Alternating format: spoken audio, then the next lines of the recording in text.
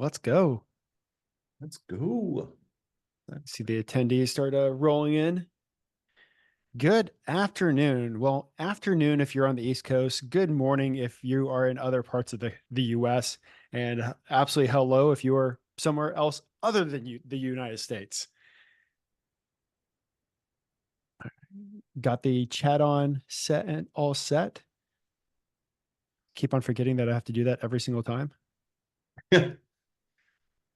Isn't it fun dealing with technical difficulties just as you're getting started with stuff? And you're like, oh my God, I Well, that love was this thing. this week. I somehow broke the registration for 36 hours so people couldn't register. Yeah, you were telling me, man.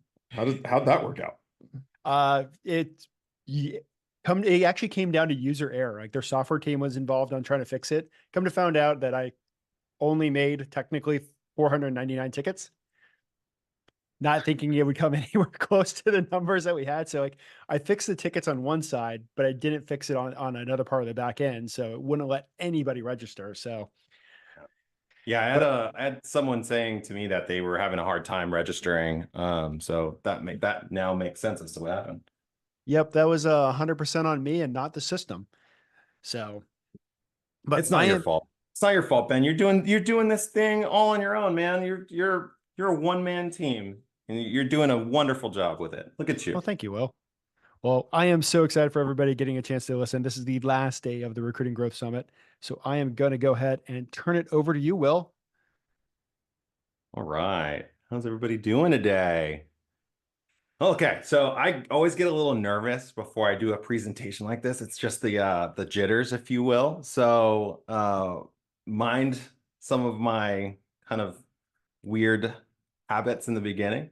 But I like to always start this with understanding where my audience is coming from. So if you're here right now and you're enjoying what's going on with the recruiting growth summit right now and you feel like this is the best thing ever, let's hear it up. Give it up for Ben here. Just like let's give Ben a round of applause. Everybody shoot Ben a thank you. Go put something on his comments. Go give him some love because my man Ben is just dropping some free stuff to you guys that I don't think I've ever seen before. So good. I'm just gonna clap it up for him, man. He's the best dude. So also while we're here, I want to know where you guys are coming from, like I said. So I want you guys to drop three things in the comments, which is where you are, how long you've been in recruiting, so how many years you've been in here, and what are most of you billing? What was the best billing amount that you've ever billed in a year? I want to know the highest amount you've ever billed, the thing that you're most proud of. I want to hear it. Let's go. Let's hear it out. Let's see what we got. So we've got Anthony saying he's from Texas, 2 years solo, 200K. Good stuff, man. Congrats. That's awesome. Houston, 22 years. Dang, my man is in here. Or that, oh, is that Kim? Kim is in here crushing the game. Just coming in with that super experience, $1 million in wow, that's pretty awesome. And Kim, I'm just curious, is that $1 million in gross margin? So like when you say like that's not including It the, says or is that GM the gross hours? margin. Is that the hours? Including the It says hours? it says GM gross margin. Sweet. That's awesome. That's really big. That's awesome. 802K from Indianapolis. Brenda, two kids, two grandkids. That's what's up. Agency 4 years, 495. So we got some big billers in here. I love it. I love it. I love it. 500K. Woo! India, 3 years, $1.2 million from India, guys. My man's living like a king out there. So that's cool. So I'm really excited about chatting with you today. So I wanted to really just kind of set the stage here and let you guys know where this all kind of started, right? So I'm going to bring you back to the end of 2012, okay? I was 2 years out of college and with considerable debt. I mean, like hundreds of thousands of dollars. And I was broke. I was so broke that I had to sell my Nissan Rogue just to put food on my table and pay $750 in monthly rent in LA, which If I got 750 in rent today, I'd be so happy. I'd sell my house right now and go take that 750, no problem. But back then, it was a lot of money. We all know rent is crazy right now. I was jobless, right? I didn't have a job. I had just quit a job that was paying pretty decently, but I just didn't align with the company and the vision, sales role, right? And a young woman I had become friends with on the train told me about her boyfriend that worked at this company called Cybercoders and how he said she thought I'd actually be good at this thing called recruiting. And 12 months later, I went from negative to positive, as Biggie would say, and earned over 170K in my first year as a 25-year-old. I paid off debt. I took my now wife, the woman at the time who I was trying to date. I took her on a all expenses paid vacation to Mexico, and I felt like a big baller. And ever since, the quality of my life has improved and over again because of this industry. I'd go on to personally bill about 5 million over a decade, or about a decade, a little less, and win dozens of awards, consistently rank in the top 5% of recruiters. And I drastically changed my life, the quality of my life, but I'd also changed the lives of the people that I worked with. And through my work, I've helped dozens of people become millionaires, not just as agency recruiters, but also as employees at the companies that I worked with, the people I actually placed. And by January of 2019, I had closed out one of the biggest years in revenue in my career. And I had only worked 4 hours a day, roughly. I traveled everywhere in the world. My wife and I were big travelers at the time, pre-COVID. And I partied my little booty off, right? I was partying, I was having fun, I was traveling, doing my thing. I was big balling, if you will. And I never did a single cold call. That was one of the big things I was really proud about. I'd never had to.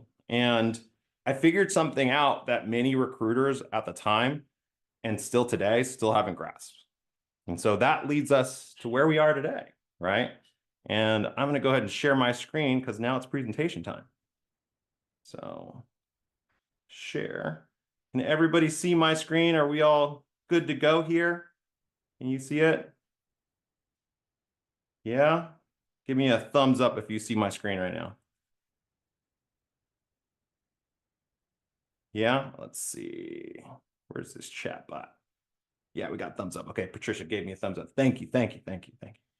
So that leads us to today, right? So productizing, or positioning and productizing, it's the secret to revenue overnight, truthfully. So in 2020, I convinced my wife, we just gotten married, to walk away from her sales job and go on an adventure with me to start up A-Talent. And we did one placement in our first 2.5 weeks. And 3 weeks later, the world shut down. The pandemic happened and we couldn't qualify for PPP because we had bought a house, we couldn't qualify for PPPs. We were just a brand new business, so we didn't qualify. And on top of that, we just bought a house. So all of our revenue, or all of our savings was tied up into it. And for all intents and purposes, we were kind of dead on arrival. I was scared shitless. I don't think I've ever been more scared than that time. But one of the things that kind of pushed me through that time was we stuck to our core values and we focused on serving instead of transacting. And that was one of the big things that got us through that terrible, terrible time. And by the end of 2020, we had 150K in recurring revenue contracts out. And we leveraged that 150K to 10x it and turn that into a $1.5 million business by February of 2022. So roughly 2 years, but in what I would consider really billing years, June to February 2022, about 26 months. So we did that with no employees. We did that with no confusing tech, AI, schemy kind of, bait and switch stuff. I didn't do any of that. We didn't do any cold calls or spam, nothing crazy. And it was all through the power of productization. So I believe right now in 2024, we are sitting on an opportunity to not just disrupt and innovate in an industry that hasn't moved or changed and people are tired of, quite frankly. And I think small shops and individual recruiters are going to have a wild opportunity that far exceeds what we saw in post-COVID. But the problem is most of you are missing an opportunity. I don't know if you guys can hear the sound or know that song, but it's one of my favorites. You guys are just missing opportunities, okay? And the reason why we're missing these opportunities is because we're kind of stuck, right? And a lot of people looked at 2023 and saw a terrible, terrible time. And it was hard, no doubt. A lot of companies started to fail. A lot of companies were doing layoffs. Funding got tight. If you were in a funding-based like vertical, like tech or medical devices, you probably struggled quite a bit. I know plenty of people who went out of business because of it, right? And at the same time, though, it's kind of this problem that we're telling, the problem around the story we tell ourselves, because it's also one of the years that some of the best billing recruiters made record numbers, right? Top billers just told themselves a different story. And each of these people and many more saw what I saw in 2023, which was if you could stick with it, if you could adjust and start innovating a little bit, build a brand, create some additional value, and just focus on relationships and focus on being more valuable than transactional, you could earn a lot more money and you would outpace 99% of the market. And they may not have consciously done some of the things that I'm about to talk about, but they did productize their business in some way. And I'll give you examples of that in the end. They prioritized relationships over transactions. Now, how many of you guys know who Robert Half is, On Assignment, Korn Ferry? Right? Anybody not know who these companies are? Right? So everybody knows who these guys are. They're big players. And I'm just going to give you another example as to why I still think that 2023 was still a great year for most. These guys are ancient. They're big. They're slow, right? They ran and hire so many young people out of college like myself who had just came out and had no experience, nothing, right? They are just going out and doing the work that they're being told to do. And those companies still, on average, did billions of dollars in revenue last year. Publicly available data, go check it out. Okay. And here we are talking about, oh my God, I can't do 200K, right? They're telling different stories because if you look at it, even in 10 years, they're still crushing it, right? Still one of the best years. They might have done some layoffs, they overhired, they did some of these things, but these three companies still generated over $10 billion, just those three companies. They were winning, right? And here's the best news you're going to hear today. And a lot of you are going to be like, oh, okay, whatever, but hear me out. Their mid-market customers, most of their customers hate using them. They don't really understand how they differentiate in the market. They look at them as complete vendors, and they're always constantly looking for a better solution, right? So that's $10 billion in the industry that you can go start taking market share from. And in 2020, 2021, 2022, there was this massive influx of recruiters. Now we have this crowded, crazy market. And that is where we are today, right? All these people jumped in 2021, 22, 22 for a promise of fast money.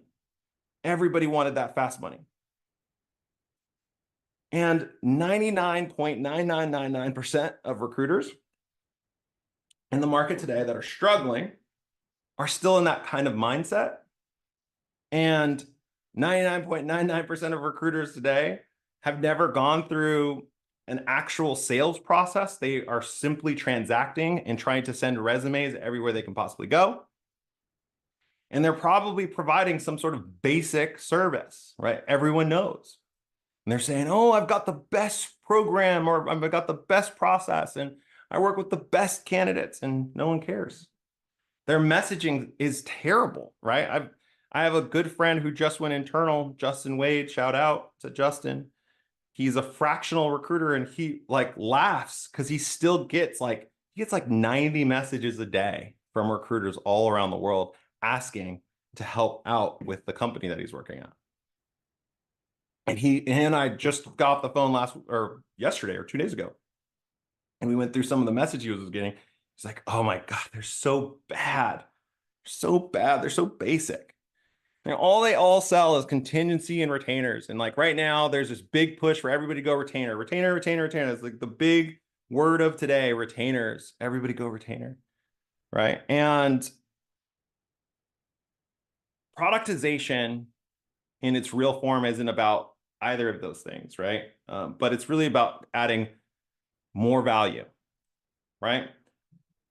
And because those are the basic things most people are focusing on, they're stuck, right? We're all stuck in this situation of like, I don't know what to do. I don't know what markets to serve. I've built my entire identity around tech. I've built my entire identity around life sciences and manufacturing, whatever it might be. And so when those markets start to tumble, you're stuck in this situation where you don't know what to do. You don't know how you can serve. And that's just because you've commoditized yourself. And the reason why you commoditize yourself is because a lot of us were told the wrong information. We got too comfortable. Like, just send out a bunch of messages, send out a bunch of emails, get a bunch of content out. And, somebody's going to say, yes, it's a volume game. It's a numbers game. I got told that all the time at Cybercoach. It's one of the reasons I left, and it's one of the reasons I left big agency in general, because I don't believe it's a numbers game. It's a math game. So, but we got too comfortable with this idea of transacting and only providing the value of, oh, I can get you the best candidates. I can search and source and do all this stuff, and I'm going to present a candidate and I deserve a fee. And some of you in the market when it was hot, and even some of you today is still in some hot markets like accounting and legal, you would send a resume and you would get an offer from the resume, maybe one conversation from one person with one person.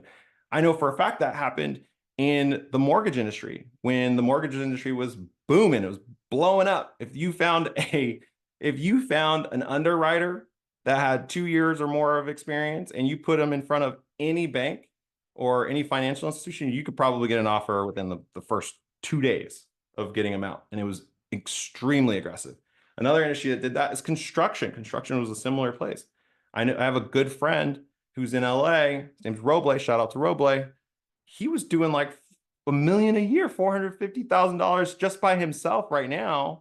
But when he was at Cybercoders, we talked about it. He was like, he laughed because he was like, I would send a resume and that would get an offer and the guy would accept because they just wanted the job.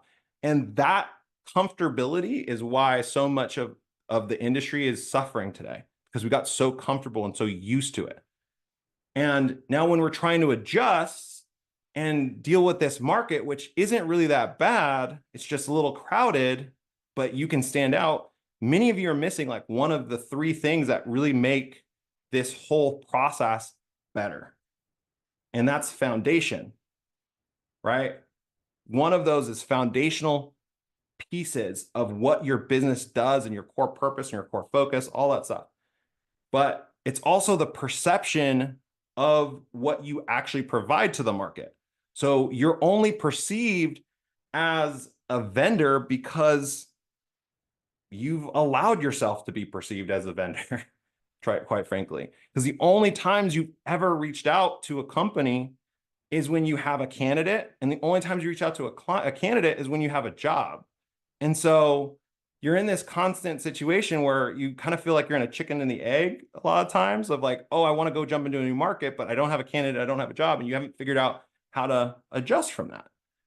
And I'm going to help you get through that today, just a little bit. And that's because from there, once you didn't have that perception picked up, or you haven't been able to change that perception because you don't have a strategy behind how to get that message out, right? And how to help people. So that's where productization really kind of comes in. And it helps with this positioning piece. Because that's really what that is. That's positioning. And productization, when you guys hear it, most of you guys are going to think RPO, retainer, fractional, embedded, whatever other sourcing contracts. There's so many different recruiting terms now. Anybody heard of any other 270 recruiters, right? Like, what other recruiting terms? How many is just ready for all the recruiting terms to stop? Like, let's just focus on like, hey, we're recruiters. We do really great service, right? But there's so many different terms out there, and there's so many different things that, like, at the end of the day, it's just lipstick on a pig. And it's not really productization. Productization, what it really is taking your skills or service or domain knowledge that you internally have and developing a standard that's fully tested, packaged, and presented as a marketable product. That's really what it is at its core. So productization needs to pass the WTF test. And don't curse. It's not a cursing thing. But it's the want, touch, feel test. So your clients must want it. They must be able to touch, feel, or use it. And it should make them feel more positively about something that they might have felt negatively about before ever using. Now, you guys will say, but Will, how can someone touch or feel my service? And I just got to say, like, don't say that out in public. It just sounds a little wrong, especially without context. So really, I'm going to help you out and figure out how you can turn your domain knowledge into a product. And the first thing we need to understand is that there's really only 7 types of actual products out there. 7. There's books, info products, your ebooks, all that stuff. There's training and memberships, which is kind of like cohorts and stuff like that, or digital training products, software applications, right? SaaS products, live events and workshops, what we're doing right now, right? Group coaching and consulting, one-on-one coaching and consulting, which both of those things we do at Recruiting with Dynamite. And then there's done for you agency, which is what 99% of recruiters do. Okay. And if you figure out your product, what's great about it is that you can now have everything come from it, right? Everything from your offering, from lead magnets, your ebooks, your guides, your funnels become so much simpler. I mean, like, I can't tell you how simple it is once you figure this out. It's not, you don't have to put the brain work behind all this stuff. Your outreach and nurture campaigns are so much simpler. The intake and enrollment of clients, like when you build a product or service, it makes it really seamless. And 100% of your content comes from it. It becomes an unlimited amount of content that you can create. If you know who Justin Welsh is, he has a productized service around LinkedIn content strategy. And through his program, he builds content and posts and all that stuff based on the theories that and the actions that you take in his program. And he has unlimited amounts of content. And so he's been able to build his brand and build a bunch of people coming in, right? You can create a video strategy around your content, around your product as well. So whenever I hear people talk about, oh, I don't know what's right, like just like, let's go back and look at what you do and how you differentiate, and let's position yourself properly and create content for you through your products, right?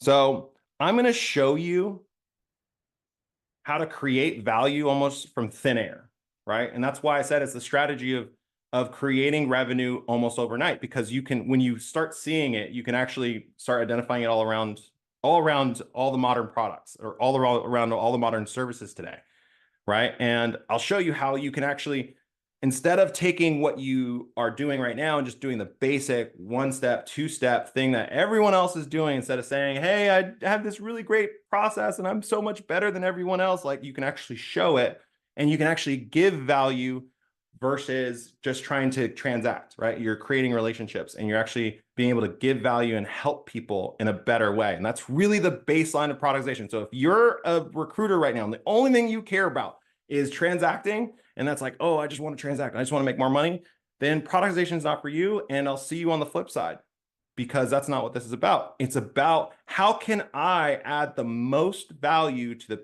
people I serve, both candidates and clients. And if you want to, you can actually charge for that value up front, on the back end, increase, create MRR. You can do whatever you want. If you have contingency services, if you have retainer services, if you're fractional, if you're whatever, it doesn't really matter. And that's why I don't like when people talk about productization so much, because they don't get that it doesn't matter what your service is. It's that the value you're bringing to the table positions you in a better way, in a way that you can actually continue to charge for.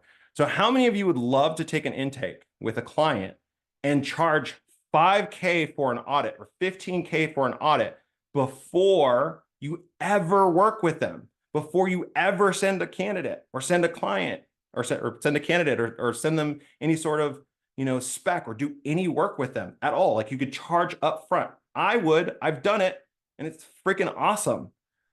And because of that, I was able to leverage that and actually earn more overnight. And it was one of the best things I've ever done in my business. Okay. And I'm going to give you some examples. Don't worry. But some of you guys are going to come out here and like try and do what I'm going to tell you and like go after it. And you're going to be like, Will's full of shit. And you're going to be like all mad at me because I did this and you said it would work. And honestly, it's the thing about productization is it's a program that you have to do continuously. It's something that you're constantly building on. It's the thing that you're constantly innovating and building on and testing and having fun with, and actually bringing a little bit more life and energy back into your recruiting game that I think a lot of us have been missing, right? How many of you have been missing that energy, that life, if you will, from the recruiting game? Like, just give me a 1 if that's you. Like, if you have been missing that energy again, like you're like, oh man, like I'm just so tired of doing this. I don't want to do it anymore. All these people have to deal with them. I've been there. Trust me, I've wanted to get out of this industry so many times. And I've thought about it. I've been like, oh, maybe I should go do something else. Maybe I should go like open up a restaurant or something, because I love to cook. Like, I'm not really having the fun with this anymore, right? And so, but at the end of the day, like, I love this industry because right now it's just so ripe for just disruption, like I said, and there's so many opportunities. And I'm going to help you get there. Okay. So first and foremost, this is our rec to revenue map, right? This is our rec to revenue program. This is our cohort. Okay. I'm going to give you an inside look into what we do with our people, our clients, and we help them get from A to Z. Okay. And our rec to revenue program is, again, foundational. We want to first understand your purpose, build out some of the currencies, identify our targets, figure out our offer, brainstorm and blueprint our roadmaps, create that roadmap, go to market with a proper strategy, convert well, and then ultimately nurture. So that way we can continue to bring in not just referrals, but repeat business. One of my big claims to fame, that thing that I love the most, or I'm the most proud of in my experience and the work that I've done, is that all of my clients over the last 3 to 5 years, I think it's, when did we start? 5 years, I guess, 4 years, have been $120 to $150,000 lifetime value clients. So that means that for every client that I did a bill or did a placement with, the average I would do $150,000 with each one of them. And so that allowed me to just really focus on like providing that service for them through and through, and allowed me to just really build on that and actually create really awesome value for them. And they loved working with me, and they still are very happy with me. One of the other things I talk about in the productized service as an example of some of this, and again, I'm not saying that you go create a searching service or any of that stuff, but let's say you do have your product as a part of your program is your sourcing ability, and you come at it from a unique perspective.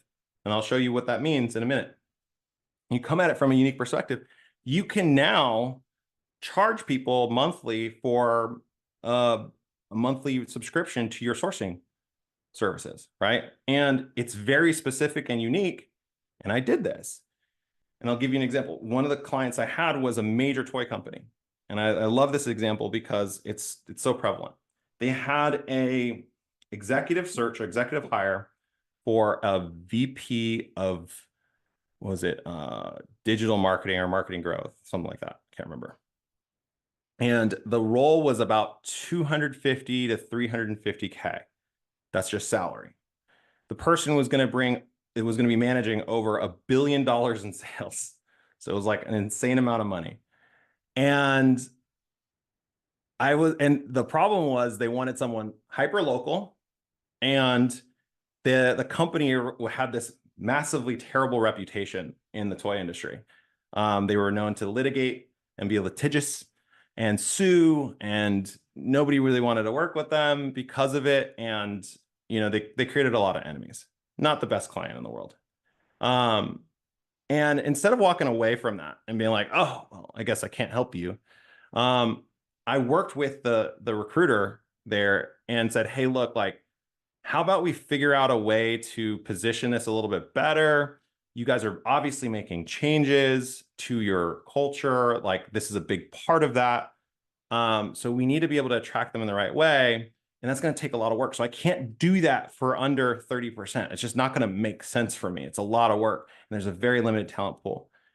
And they're like, well, we have 20% agreements with everybody else. And I'm like, okay, we did the whole thing. Everybody else, so why are you using me and all this other stuff, right? And they're like, oh, yeah, we just can't do it. It's just not going to work. Okay, cool. So I asked them, how is the problem that you're having? Is it a process problem where, like, once we get them in, that you need me to help you close? Or do you just need the candidates because you guys have an internal recruiting team? And the reaction was, really, we just really need the candidates because we feel really strongly about our recruiting process. Okay. How about we do this instead? How about for the next 3 months, we do an $8,000 contract where I source, screen, and identify and bring in that talent, and I attract them. And it's not a lot of people, right? So I'm not going to have like 15 candidates. We've already identified what those candidates look like, but I'm going to get them to the door and have them converse with you. And it's up to you to take them to the next level. And they said, sure. We did 24 grand with that company, and they didn't even make the placement. They didn't make a placement. They ended up like hiring from within or something like that. So it would have been like this complete time suck. And trust me, it was not an easy role to get people in. But the client loved me so much, they put me on another role. They loved the service so much, they put me on another executive hiring position. And so the moral of that story is that, like, if you can productize in a way that's not changing your service in any way, like I would have still done those things. I'm just getting money up front, right? And allowed me to like do the thing I'm actually really good at, which is attracting the talent. And if you don't need it anymore, it allows me to find opportunities with really great companies that wouldn't have been existing in another way. And instead of spending a ton of time wasting my time working for free, I got a nice little sourcing contract. But that really comes down to starting that process is realizing what your real purpose is and who you want to serve and how you want to serve them. So our purpose pulse really identifies that. It's really about understanding, getting a real clear vision of what you're trying to do, understanding a real clear mission of who you're or how you're going to get there, and defining our values in a way that we can make promises to our clients. Now, the big thing here, there's two parts to this that I think that are really important, is that a lot of you will skip over this. And I've talked to with literally thousands of recruiters at this point, and hundreds of independents, boutiques, medium size, large companies. And they'll say, we have a clear vision, we have a clear mission, we have clear values, all that stuff. And they don't. They don't got any of that. And neither do you. Most of you. Okay. Some of you might. Some of you, I think some of you guys are smart, right? But at the end of the day, most don't. And one of the things that we've realized is that their mission, their vision, and their values are super focused inwardly. Like it's all about them. It's selfish. Oh, I have a vision of making a multi-billion-dollar agency. I want to have $100 million company and like all this other stuff. And it's like, nobody wants that. Nobody wants to work with that really, right?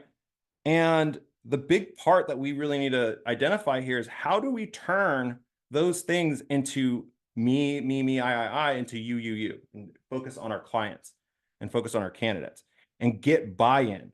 So how many of you have a vision? How many of you think you have a vision, mission, and core values that's not about you, but about the people you serve?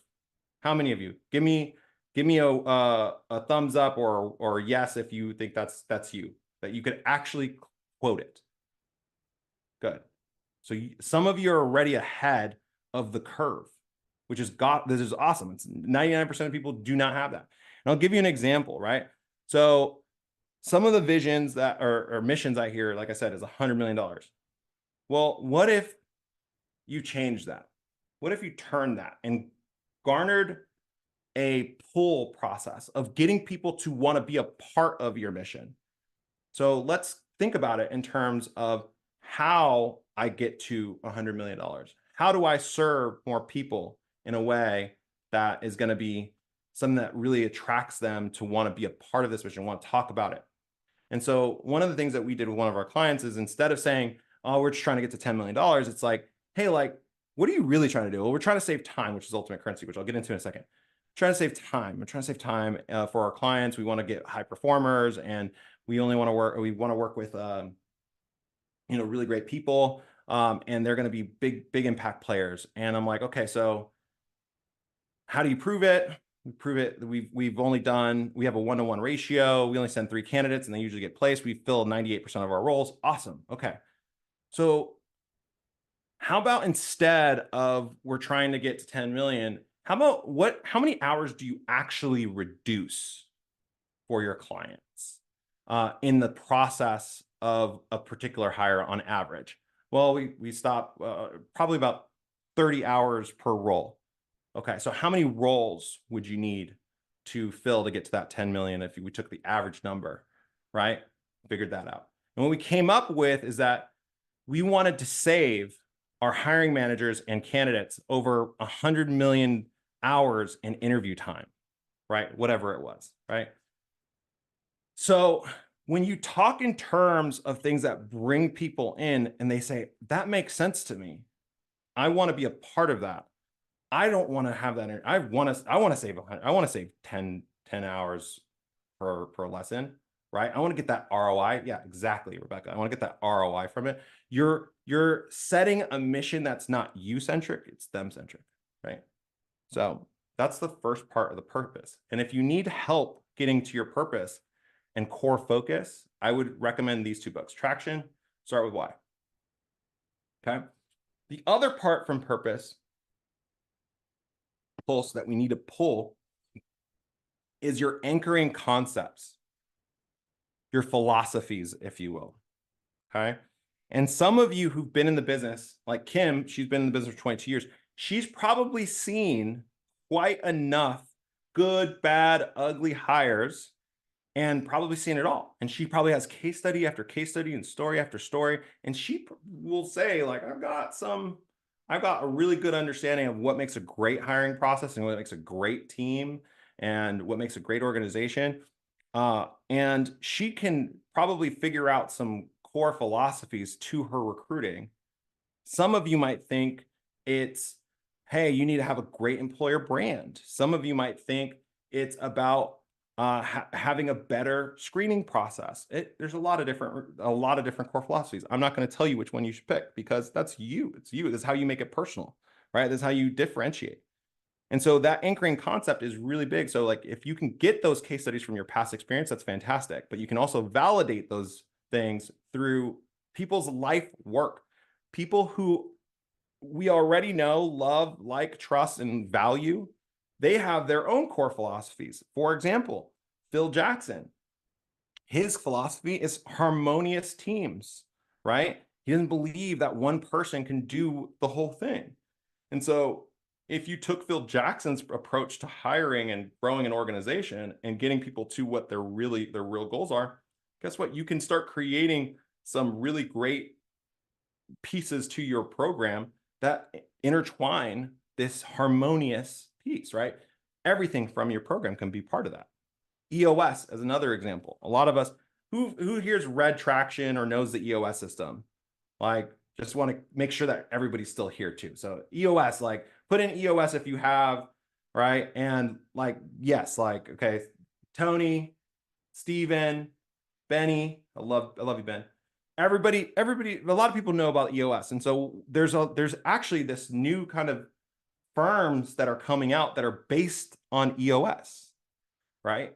And this is kind of the part that I'm talking about, right? And they're building momentum from, they're building on the 6 components of building a thriving business, right? Whatever the EOS system is. Then there's good to great, right? It's all about accelerating that momentum. And then there's just so much more. There's so many different philosophies and things that you could take and use depending on what you want to do and who you want to serve and how you want to build your business. And this is the exciting part. This is the fun part that I think a lot of people just miss. Exactly what I was saying before. Like if you were one of those people that earlier said that you were missing that fire, that vigor in your business, this is how you put it back in. You start with creating the things that you're really excited or interested about and that you can actually impart and actually give to people. Because guess what? Other people also believe in those things, right? And you start attracting like-minded people, or at least people who want what you got. Okay. Moving on. All right. Currencies. Next, we have to determine our currencies. And so has anybody, most people haven't heard currencies. I'm not even gonna ask. So currencies, what really this came up in a recent training I did and through a program of coaching I did, and I ran with it. I'm stealing it. I don't actually know if it's a true marketing term or not, but I loved it because what we hear in currencies, like we exchange money for something, right? I want the new PlayStation 5, so I'm gonna go spend $1,000 for it, right? So I'm paying for that thing. It's the exchange, and that's what currencies are, right? It's an exchange of value. And what I like to think of it as is it's an exchange, anything that you're providing to your audience, and it's the exchange that they're giving you, which is their time, money, or attention, for what they can get from you, which is something to do that's going to help them, intrigue them, entertain them, or whatever it might be, right? And so when we start to realize that, and if any of you have ever read $100 million offers, you start to hear kind of things that Alex Hormozy is talking about when he says, oh, the 3 verticals of value are really health, wealth, and relationship. And it's like, those are the big ones, the big 3, right? And all of us know health, wealth, and relationships, right? Like, oh yeah, like all the best products are health, wealth, and relationships, right? The fitness industry is booming right now, health, right? Finance products, I want to be rich, wealth, relationships, I want to go date people. Those are massive industries. But in business, it's different. Same, but different. Revenue, margin, and market share are the three verticals within any given business. Those are the three objectives that every business is actually trying to attain. Every single one. And when I ask people, hey, like, what are people exchanging for when people are paying you money to get your service or get your attention, you're really just trying to get something from them, or what are you giving to them? And a lot of times people say, oh, it's time. Time is the thing I'm going to give them back their time. And that's inherent in everything we do. And I know I gave you an example of time being used as a currency in a way, but I'm going to dive into this a little bit more. Time is inherent in almost everything you do as a service, especially in the business side. Everyone wants to get there faster. People don't buy a lawnmower so they could spend hours on their lawn every morning, or every week. They want to get it done fast, get it done quick, right? So time is the ultimate currency because we don't have a limited amount of time. And then the next thing they'll say, well, it's hiring. Oh yeah, like I help them hire fast. I help them get the best candidate and all this other stuff, right? Nobody cares about hiring. Nobody really actually cares about hiring. The goal is never hiring. The goal is to hire someone to get to the goal, right? I want to hire a awesome salesperson because I want them to make me more money. I want to hire an awesome engineer because I want them to help me build a product that's going to get me more market share. I want a finance person to be or even a legal person to mitigate risk, right? Which is a profit or margin issue, right? Because like if you have more risk, if you don't associate for risk or plan for risk, you're gonna have unexpected expenses. Cybersecurity, as another example. Stu Mitchell, one of my favorite people in the world, his currency is cybersecurity. It's risk mitigation and protecting data, right? For example, right? But he's not saying, oh, like I hire a bunch of people that are cybersecurity experts. Yeah, like he might say that eventually, but the real thing he's saying is like, hey, we help companies mitigate their risk, their cybersecurity risk, through the hiring of people, right? Hiring of these awesome CISOs. So not very many people wanted to start a business because they wanted to hire a bunch of people. And so this kind of leads us into this greatest myth in marketing, right? Which is the riches are in the niches. And so many of us have been sold that idea of riches are niches. And so we get stuck into this idea of, I need to focus on this specific role and I'm hyper niche, especially software engineering, right? If you're in software engineering right now, I have to ask you why, right? Why would you work in that space today? Because it's literally getting crushed. And the reason why most of you are is because that's the thing that you think you know, and that's not really what you know. You work with technical hires that probably built out a product, and you know how to hire product-focused people, right? So that's a big part of that. That is actually what you're selling, is you're actually selling the idea of building a product-focused team or an efficient team to build out a product fast or get to market fast. And that's the currency model, right? And so when you're stuck with the one role or that one target or that type of target, you may do well in the beginning, but it's hard for you to stay flexible and you end up losing out in the end. And so your niche, and the big concept here is your niche is not your target. Your niche are the problems you solve and the outcomes you provide. I'm going to repeat that again. The niche is the problem you solve and the outcomes you provide, or your candidates provide. Your candidates are your ultimate product, right? So if you have a baseline on your candidates where you're saying, hey, I only work with this level of candidate and above, how are you showing or evaluating that candidate if they're actually going to do that with great accuracy? Most can't talk about that. They just say, oh, I just know because of their resume or whatever. No, figure out how you do it. Write it down, put it together. And now you can actually start helping your clients by saying, hey, like you might need to start looking at these things. These are some of the stuff that I actually look at every single time we talk to somebody, right? So you're selling a transformation, not a transaction. You're not selling a resume, you're selling a transformation. I'm taking your company or your people or your organization, I'm helping you get from where you are today to where you want to be tomorrow, which is the goal of revenue, market share, or margin through talent. Okay, so that's essentially what it is. And you're solving the immediate problem that's actually focused on in their head. It's not hiring, that's the problem. And by doing this, you broaden your horizons. You never get stuck. You never get stuck. And this is one of my favorite parts about this. This is one of the things that I actually did learn kind of a bit at Cybercoders under the mass or not having specific niches in an organization was like you had to learn to adapt for what was hot. And so you had to figure that out relatively quickly. And so I wouldn't, for example, if I was a revenue generating recruiter or sorry, it's a revenue focused recruiter. So basically any sales roles or go to market roles, marketing roles. If I was focused on revenue roles, I wouldn't jump into say a risk role, right? A margin role. You could, but it's just like you can take what you know and transfer that over to any different market. It doesn't have to be that one market. And it broadens your ability. And going back to this, you're not just stuck servicing one type of client, right? And solving all of their specific problems.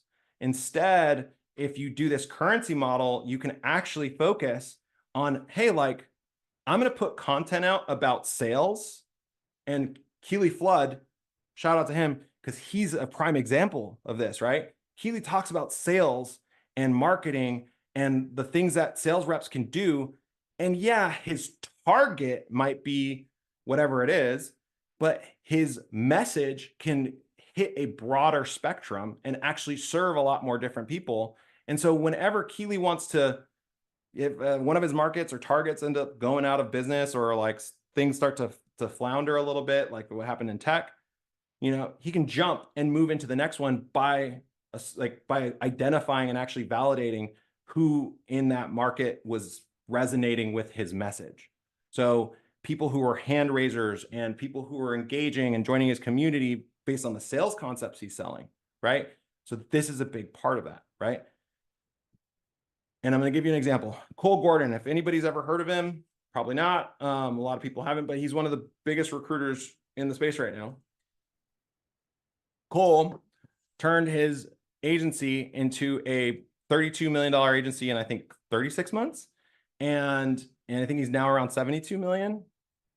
Great example of what I'm talking about, specifically on the sales front too, because Cole doesn't sell just candidates. His candidate fees are anywhere from 3K to 15K. So it's a very fixed rate, but he's selling to a very specific target, which is SaaS, coaching, and small businesses or service-based businesses, I think.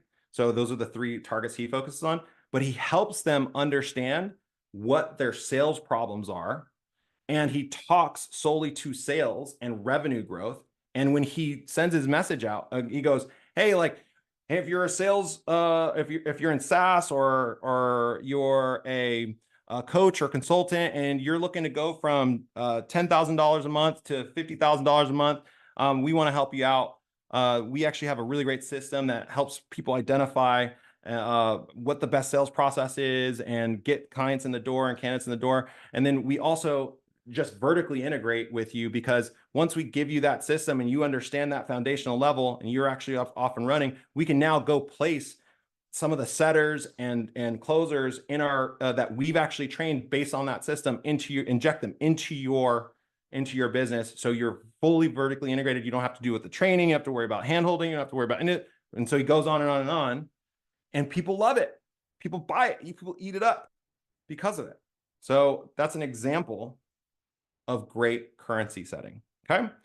I've got 4 minutes and I want to answer some questions too. So I'm going to get through this really quick. Targeting. You can't transform something you don't understand. If you don't know and understand what the current state of your customer experience is, how can you possibly design a desired future state? I love this quote from Annette Franz, the founder of CX Journey. So I love it because it's so true. So one of the next thing you need to do is you need to understand your target. So let's say you identify the target you want to go after. You're like, okay, I validated that this is the currency I focus on. And now I'm going to go out and target a specific audience, which is accounting, okay? Or CPA firms in the Northwest, whatever. You now need to understand the pains, frustrations, goals, desires, cost of inaction of doing and sticking with the status quo, what they're dealing with in their dreams and their aspirations, right? You need to understand all those things. And it's, again, it's not around hiring all the time. It's actually like hiring is the third or fourth thing down the list. It's actually probably the pains and frustrations that they're dealing with, and the cost of inaction that they're dealing with are things that are keeping them up at night today. It's, again, it's not hiring. It's, I can't get my, we're not able to service our clients in an efficient manner, right? And that might be because we don't have people, sure, but that's not the main objective. That's not the main goal that they're trying to do. Because if it was, if it was, like, let's put it this way, if that CPA firm could put an AI or robot in the place of a candidate, they would do it in a heartbeat, right? Because if that person can present a similar result or pretty close result, they could be more efficient. That's actually what's happening in software engineering right now, right? So you're seeing that happen in real time. It's not hiring that's the problem. So in order to do this right, you need to become obsessed with your clients, but not this kind of obsessed. If you're a 90s baby or 80s baby, you know who this guy is. It's Mark Wahlberg, right? Marky Mark and Fear. You don't want to be the stalker, but you need to get that obsession and understand exactly what they're looking for. You need to understand them better than they understand themselves sometimes. And so one of the things that we created is the Ultimate Roadmap Recon. And this is a database that we use. It helps us kind of organize this stuff. So like I might find the goals that of my clients. I might put that stuff in here. I put problems and fears and tools and books and courses and keywords and publications, all this stuff. This is all valuable information for you to help you build your program and help you to target and market to the person that you actually want to market to. When you have that knowledge, you can actually leverage your domain knowledge, going back to your currency or going back to even further to your purpose. You can use your anchoring content around this. Like you can now bring those things together and ultimately create a product. When you do it well, you have more content, you have more reasons to reach out, you have more value added opportunities, you have more relationship building opportunities, and you have more opportunities to sell. And I'll give you an example again, because like I said, I want to make sure you guys see it, right? You guys know who Amber Penrose is? If you don't know who she is, she's a badass out of the UK. She focuses in life sciences. She's super passionate about the industry she's working in because she really likes to work within like the life science, that specifically on the diabetic side, and like these new devices and research companies that are coming out to help with diabetes, because she has diabetes. And so she's very open about it. But I'm going to give you an example of one of the things that she productized. So if you go look at this post, I'll send the link if anybody asks, but she talks about how she creates Notion web pages for, or mini websites for her clients on the job. It's not just your job posting. Hey, like, and she talks about it here. So this is a piece of content.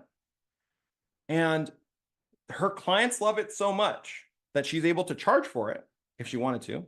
So, well, first and foremost, let's start with the content. She's able to create content around it. She has more reasons to reach out. So, hey, like, I saw that you have this job posting up. Do you guys happen to have a Notion template, or sorry, like a little more in-depth detail as to like how to guide, you know, your candidates, your past, your future, on what to expect and all this different stuff? Like, do you have that? No, I don't. Hey, I have a Notion template, value added. I have this Notion template you guys can use. Go ahead and try it out. And it actually has really helped us out, because now our candidates, you can increase candidate experience. And if you didn't know, it's been shown that good candidate experience increases the likelihood of someone actually accepting your job offer by 75%. I don't know. And thanks. That's awesome. Hey, I'm going to go and reach out to you in a few weeks just to see how that's going. Relationships, you're building relationships. Hey, did you ever fill that out? No, we just didn't have the time. Hey, I could do that for you if you want. Really? That'd be awesome. Yeah, 3K, 5K, whatever, right? Whatever you want to charge, whatever you want to charge. How awesome would that be if you could do something like that? Like, how many of you guys want that? How many of you guys want something like that? Like, you can actually just be like, hey, I want to charge 5, 10K, actually add value, have more reasons to reach out to people. How many people actually would want more reasons to reach out to your clients? I only got 2 people. 2 people want more reasons to reach out to their clients. Like, that's it. Come on, guys. There's got to be more of you. Come on. I want to hear this, because like at the end of the day, I know a lot of you guys are kind of just doing your thing. You're like, I don't really have time for this, but it's really a lot more simple than you think. All right. Now that makes me feel a little better. I thought I was wasting breath here. So if you want to do that, here's 4 action items that you got to do right now. Figure out your core focus. Go read Traction. Build out your core focus. Build out your reasoning. Build out your vision. Build out your purpose. Build out your why. Okay. Identify your anchors. Figure out what your philosophy is to recruiting. Clarify your currency. Figure out what you are providing in the end, what your candidates provide in the end, not what you do, which is hiring, what your candidates do. Okay. Study your targets.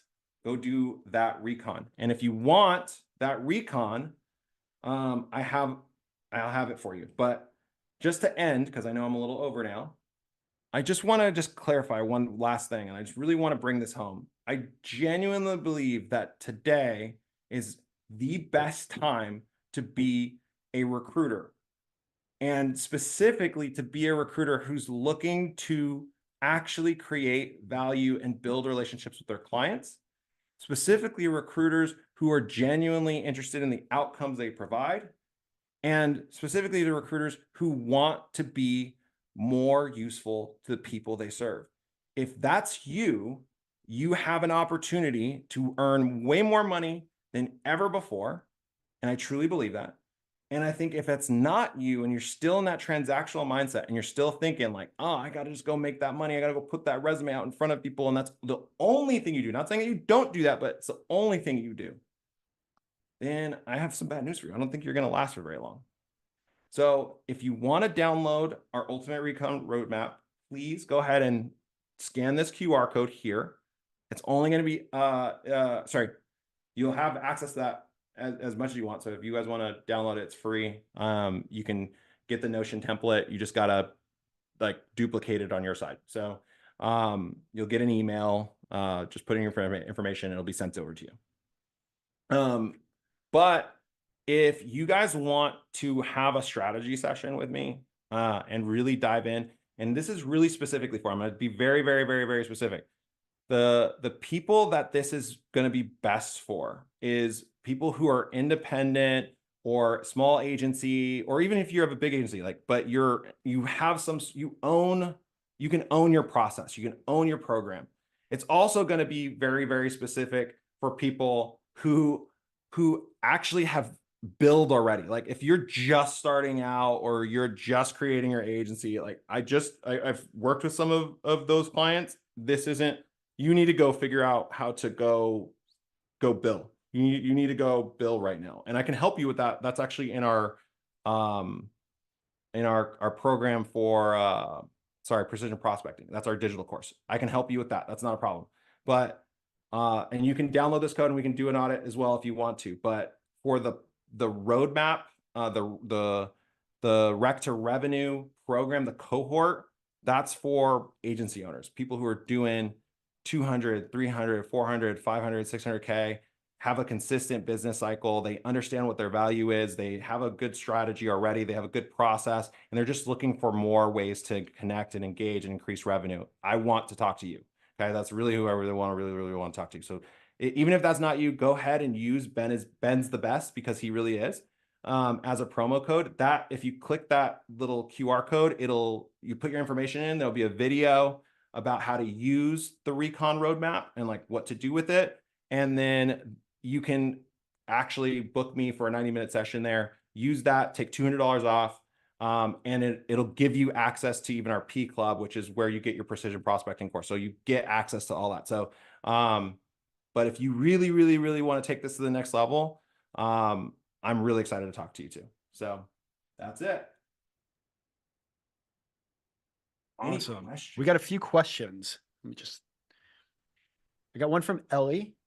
And real quick, just give Will an emoji about him sharing today. Thank you guys. But I got a question from Ellie. How did you come up with the 8K figure? What are some other possible structures? Yeah, honestly, like I'm not, I'm being very honest. I just came up with that out of my ass. It's Even like, better. I was like, oh, okay, like, does that sound good? But yeah, I don't really have an answer for that because I think there's so many different structures out there. Fractional work, you can do a lot of different ways. You could do hourly, you could do project based, you could do all sorts of different things. You can do monthly recurring revenue stuff. Like, I have a good friend who's still in tech and he's a fractional recruiter. He charges 15K a month, a minimum of 3 months. And he also charges a additional on top fee for every executive hire he places. So he charges an additional 10K for exec hires. So like, to be honest with you, I think it's just whatever you're comfortable with. And here's the deal. If you get 3 awesome yeses in a row, you're probably charging too low. Like, let's just put it that way. So try it out. See what, and another thing is you can also go to market. Another thing that I also do is one of the things that we did with recruiting with Dynamo. I'll tell you how we came to our numbers was, we went to market. We talked to you. We asked you. Like, I literally spoke to hundreds of recruiters every day, asked them to take a look at, hey, like, this is what we're building. Could you use something like this? Do you know anybody who would want this? They gave me a referral. How much you pay for this? And I just let them tell me, right? I'll give it to you for free, just if you give me an opportunity to just talk to you about it. And like, I'll give you all of my services and you can kind of see what it's like. So I did that a lot. And then I just started charging more and more and more, started increasing. So like, I would just increase over time. Because at first you just need to get the clients. And then the second part is to then maximize the revenue. Awesome. And then another question. How do you identify your differentiator in the marketplace against your competition if you don't already have one? How do you create one? Great question. I love that question. And I think that's a big part of what we were talking about in the beginning here, right? Is that purpose and your currencies and what your anchoring content's going to be. Because this is why I love productization so much. And this is why I think it's such a really powerful thing if you know how to navigate it. Because what happens is it's you. Like, you are now the differentiator. Your experience, now you don't have to, when people say like, oh, I've got 30 years of recruiting experience and that's the reason why I'm the best recruiter. Cool. Doesn't help me. But if you then go, hey, I have 30 years of recruiting experience, we created these frameworks, these build outs, that have literally created the success that we've seen in our clients. Would you like to use that framework in your process today, Mr. Client?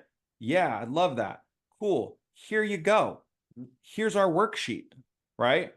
And the differentiator ends up becoming like all the resources you have, and when I say content, I'm not just talking about LinkedIn content too, by the way, guys, like, content is content. Content is LinkedIn, it's video, it's all your deliverables, it's your ebook, it's all this stuff that you might have and all the things that you can touch and feel, like I'd said, and they can reference and use as a data resource, and they can use as a resource with or without you. Now, if they did it with you, they'll be able to do it faster. They'll be able to do it more efficiently. They'll be able to have a lot more success because of it, because you are the ultimate bearer or creator of that information. But at the end of the day, it's not going to be the thing that, like, they don't need you to do it. It's almost like you're imparting that knowledge. And here's the really, really awesome thing about productizing. If any of you have ever thought about scaling your business or ever thought about hiring people for your business, these essentially become SOPs, right? So you don't have to figure out, oh, like, what do I train people on? No, it's like, hey, like, did you go through this step? Did you go through these steps and these processes? Did you fill out your framework? When you talk to did you do this intake? Did you ask these questions? No, I didn't. Well, go back, go do that. Right. And so now you can actually train better too. So there's like, it's so powerful in so many different ways that it's why I like it. That's why I'm all about it. That's why I'm all in for it. So, man, we have two people with their hands up. Gonna see if there was just a hands up saying hi, or is a hands up for asking a question. So give me 1 second. Oh, maybe it was a hi. I am by. Cool. Well, like I said, if you guys want any more data on this, I'd love to chat with you. Go ahead and download that code.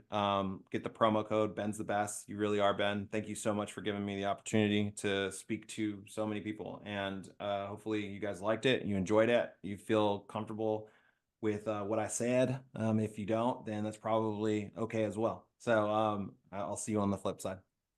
But yeah, make sure to follow Will on LinkedIn. So I just sent out an email recently with his profile. Hit that follow, and just want to thank you guys for tuning in. And we got less than an hour before the last session. Man, this has been an awesome week. So thank you for sharing, Will. And I will see you guys later.